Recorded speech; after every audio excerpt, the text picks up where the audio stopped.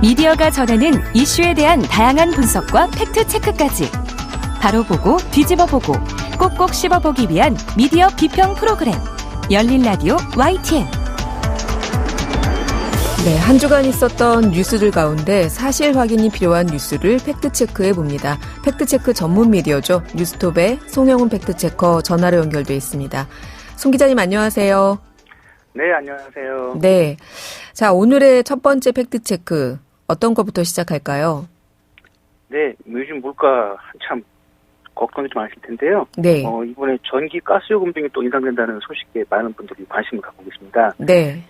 이와 관련해서 장영진 산업통상자원부 차관의 전기요금 관련 발언을 팩트체크해봤습니다. 네. 네, 장영진 산업통상자원부 제1차관인데요. 지난 29일 열린 기자간담회에서 최근 무역적자 확대와 관련해 매달 무역수지 혜택이 발표될 예정이라면서 대중무역적자의 경우 반도체를 빼면 2017년 흑자에서 지속해서 줄고 있다. 이렇게 설명을 했습니다. 네. 그러면서 전기요금을 킬로와트시당 30원 올리면 무역수지가 석 달간 25억 달러, 우리 돈으로 약 3조 5,456억 원 정도인데요. 네. 이 정도 개선될 것이라고 말했습니다. 요금을 올리면 사용량이 좀 줄고 그러면서 발전용 연료 수입을 아낄 수 있다. 이런 논리입니다. 네.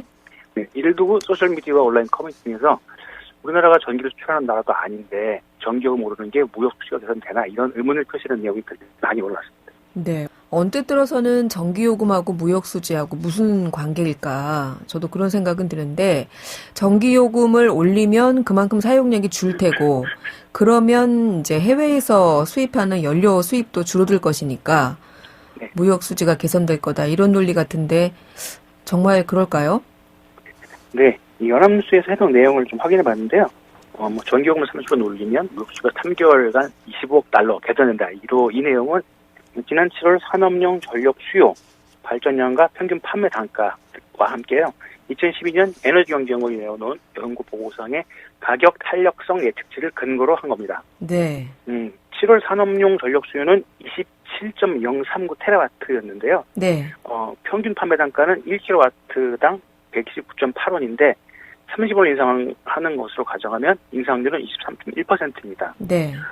정부는 산업용 전기요금 30원 인상 시 1.8테라와트시에서 2.1테라와트시까지 감소할 것으로 예측을 했고요. 네.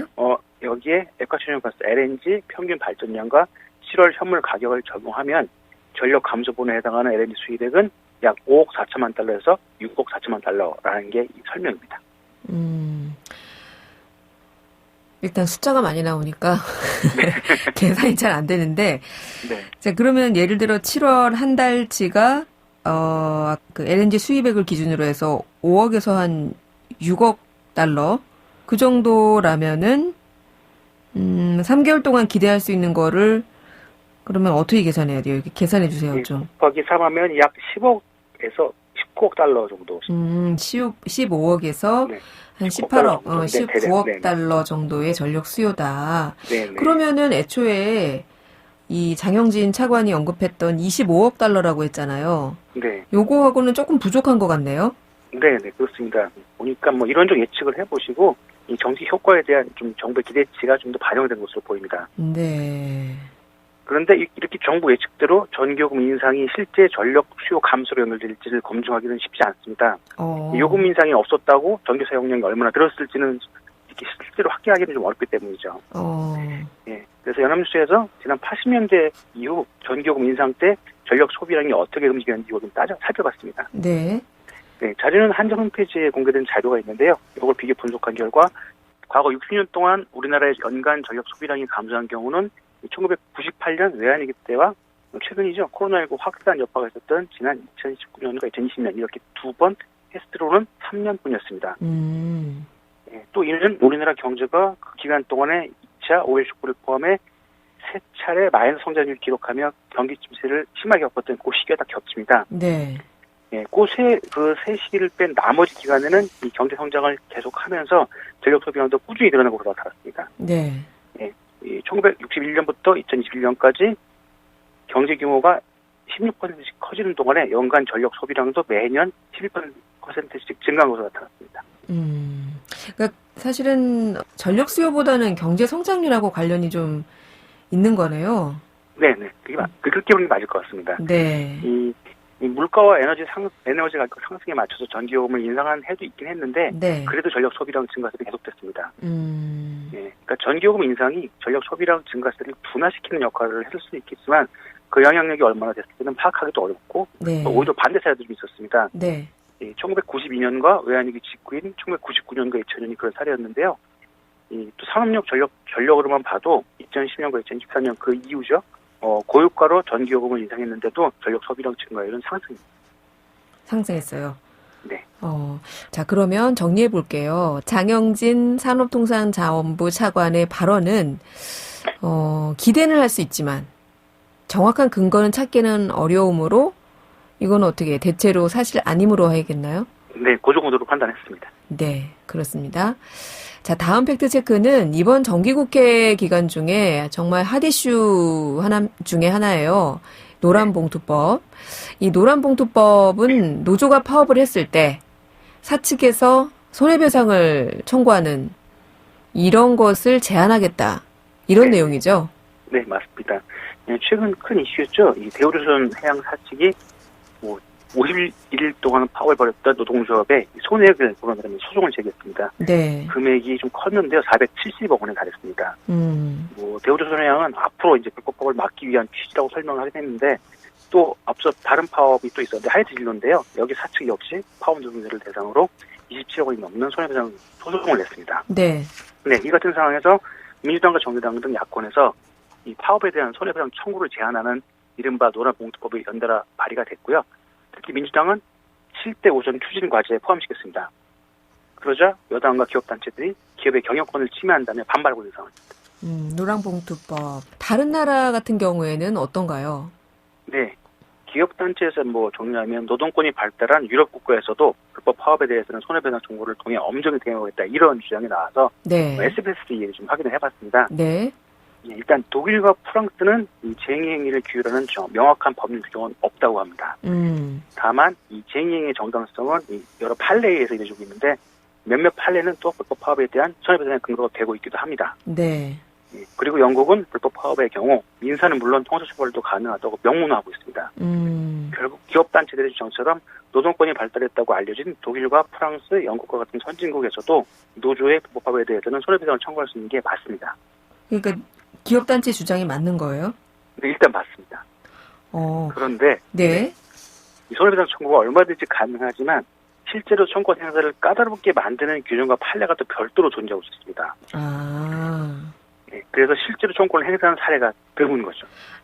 그렇군요. 네, 이 영국의 경우 노동조합 규모에 따라서 배상액의 상한선을 법으로 정해놓았고요. 네. 독일은 파업 손해액을 너무 높게 산정하는 것을 막고 있습니다. 또 프랑스의 경우는 이 파업에 참여한 조합원 한 명 한 명당 귀책사유를 회사가 일일이 입증해야 소송이 가능하도록 이렇게 합니다. 그럼 단체로 파업하는 경우에는 이게 현실적으로 어렵네요. 네, 사실상 매우 어렵다는 거죠. 그리고 미국과 일본도 소송은 얼마든지 가능한데 이 개별 근로자를 상대로 직접 손해배상을 하는 경우는 많지 않은데요.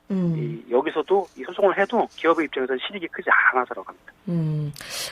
기업계에서 주장하는 대로 법률상으로는 얼마든지 소송을 낼 수는 있지만 실제로는 이게 제한적이고 또 일일이 입증해야 되는 번거로움이 너무 크고 이러다 보니까 실익이 없어서 실제 사례는 매우 드물다. 네. 네. 그러면 노동 선진국에서도 불법 파업에 대해서 소송을 통해 엄정하게 대응하고 있다라는 경영계의 주장은 어떻게 절반의 사실로 판단해야 되나요? 네, 그럴 것 같습니다. 법은 가능한데 실효는 없으니까 이렇게 판단하기 따름이지만 절반의 사실 정도로 판단했습니다. 아전인수라고 너무 자신들의 입장에서만 해석을 한 게 아닌가 이런 네. 생각이 드네요. 알겠습니다. 자, 다음 팩트체크는 어떤 내용인가요? 네, 민주당 이재명 대표의 국회 연설에서 나온 발언을 좀 확인해 봤는데요. 네. 지난 대선 과정에서 기본소득 도입을 주장했던 이재명 더불어민주당 대표가 지난달 28일 국회 교섭단체 대표 연설에서 이 기본소득 주장을 다시 언급했습니다. 네. 네, 언급하면서 여당인 국민의힘의 협조를 요구했고요. 그러면서 이 국민의힘 정강 정책에도 기본소득이 명시되었다 이렇게 말을 했습니다. 네. 실제로 이재명 대표가 언급한 국민의힘 정강 정책은 이 국민의힘 홈페이지에서 누구나 확인할 수 있는데요. 네. 제가 홈페이지 들어가 보니까 2020년 9월 2일 전면 개정된 국민의힘 강령은 국가는 국민 개인이 기본소득을 통해 안정적이고 자유로운 삶을 영위하도록 적극적으로 뒷받침하여 4차 산업혁명 시대를 대비한다. 이렇게 되어 있습니다. 그러면 국민의힘 정강 정책에도 기본소득이 명시돼 있다는 이재명 대표의 발언은 사실이군요. 네, 맞습니다. 그래요. 근데 이 여권에서는 이에 대한 또 반대 주장들이 연이어 쏟아져 네. 나왔었어요. 대표적으로 안철수 의원 같은 경우에 이 대표의 기본소득 주장에 대해서 비판을 했죠, 바로. 네. 안 의원은 자신의 SNS에 기본소득은 재원 대책 없는 비현실적인 정책이라고 비판하면서요. 네. 이 정책을 도입한 나라는 지구상에 없다. 이렇게 세게 말을 했습니다. 네. 그런데 안 의원도 과거에는 부분적으로 기본소득에 찬성하는 입장을 보인 적도 있습니다. 네. 이 안철수 국민의힘 의원은 이 국민의당 대표 시절인 2020년 2월 4일 한국형 기본소득 도입 방안을 집중 검토하겠다. 이렇게 밝힌 바가 있습니다. 네. 그리고 당시 안 대표의 구상은 4개월 뒤인 2020년 10월 국민의당의 청년 기본소득 정책으로 구체화됐습니다. 이 내용은 만 19세부터 34세 모든 청년에게 월 30만 원에서 50만 원씩 현금을 준다. 뭐 이런 내용입니다. 네. 예. 현재 이 국민의힘 원내대표죠. 김기현 의원도 2020년 2월 3일 YTN 인터뷰에서 이 기본소득은 기본적으로 당시 통합당이 진행했던 것과 색다르다라고 하면서도 하지만 시대가 바뀌어가고 있고 이 코로나19로 국민이 어려운 국면에 놓여 있으니까 우리도 생각을 바꿔야 돼. 이렇게 말했습니다. 네. 2020년 9월 당시 미래통합당은 이 국민의힘으로 당 이름 변경을 최종 확정하면서 아까 소개해드린 기본소득과 경제민주화를 핵심으로 하는 새 정강 정책을 기했고요. 네. 그러면서 기본소득이 1호 정책으로 올랐고 경제민주화, 약자의 동행을 기조로 할 것을 발표했습니다. 네. 그러면서 당시에도 이제 보수정 등의 정강 정책이 맞냐 이런 비판이 제기되기도 했습니다. 네. 2020년 6월 그리고 9월 이 사례를 소개해 주셨는데 불과 2년 전이에요. 네. 당시에는 기본소득을 주창하고 또 정강정책을 의결했던 분들인데 지금은 조금 입장이 바뀐 것 같아요. 좀 정리하자면 이재명 대표가 교섭단체 연설에서 밝힌 기본소득 국민의힘 정강정책에도 있다. 이 발언은 사실이네요. 네, 맞습니다. 네, 사실로 판정하겠습니다. 네, 송 기자님 오늘 말씀은 여기까지 듣겠습니다. 감사합니다. 네, 감사합니다. 네, 지금까지 뉴스톱 송영훈 팩트체커였습니다. 진실을 전합니다. 진심을 다합니다. 시청자 여러분의 목소리에 귀 기울이는 YTN 뉴스 FM, 열린 라디오 YTN. 토요일 저녁 8시 20분과 일요일 밤 11시 20분에 방송됩니다. 네, 이번에는 YTN 라디오 프로그램들을 모니터링하고 평가해 보겠습니다. 오늘은 박채린 시청자평가원 전화 연결돼 있습니다. 평가원님, 안녕하세요. 네, 안녕하세요. 네, 이번 주에는 어떤 프로그램 모니터링 하셨나요? 네, 이번 주엔 매주 오후 5시부터 7시까지 방송하는 이재은의 뉴스 정면 승부를 9월 26일부터 10월 6일까지 2주간 들었습니다. 네, 이재윤의 뉴스 정면 승부. 어떤 점부터 살펴볼까요? 네, 빅데이터 정치 코너에서 소개하는 여론조사를 먼저 살펴보겠습니다. 지난 10월 5일 이 코너에 출연한 김다솜 글로벌 빅데이터 소장이 한 모바일 정치 플랫폼에서 실시한 여론조사라며 감사원이 문재인 전 대통령에게 서면 조사를 통보한 것에 대한 견해를 조사한 결과를 전했습니다. 어떤 정치 플랫폼인지 언급 없이 17만 명의 회원을 보유한 곳이라고만 소개했는데요. 어떤 결과를 인용할 때 가장 기본이라 할 수 있는 출처를 밝히지 않은 겁니다. 또 17만 명을 언급한 이유는 그 수가 엄청난 만큼 신뢰할 만하다라는 점을 강조하려고 한 것 같은데요. 하지만 회원수 17만 명을 언급할 게 아니라 실제 여론조사 응답자 수를 말했어야 합니다. 지난주인 9월 28일에도 17만 명의 회원을 보유한 정치 플랫폼을 출처로 한 여론조사를 소개했는데 그때는 해당 여론조사의 응답자를 830여 명이라고 밝혔습니다. 전체 회원수의 0.4% 정도만 참여한 건데요. 그런데도 일주일 후인 10월 5일 방송에서 17만 명만 부각한 것은 심각하게 말하면 청취자를 기만했다고 볼 수도 있습니다. 9월 28일 방송에선 어플리케이션 여론조사뿐 아니라 여론조사 기관에서 조사한 결과도 소개됐습니다. 비슷한 주제의 설문이었는데 그 격차는 30%포인트까지 났는데요. 두 여론조사가 어느 정도 보완제 역할을 하며 다양한 정보를 주었다고 볼 수 있습니다. 네. 여론조사의 경우에 조사기관, 의뢰기관, 또 응답수, 응답률이라고 하죠. 이런 것들을 조사 결과의 신뢰도를 위해서도 밝혀줄 필요가 있습니다. 특히 요즘처럼 정치적인 견해가 양극단화하는 경우에는 더더욱 그런데요. 이런 부분들을 잘 지적해 주신 것 같습니다. 다른 코너는 어떻게 들으셨어요?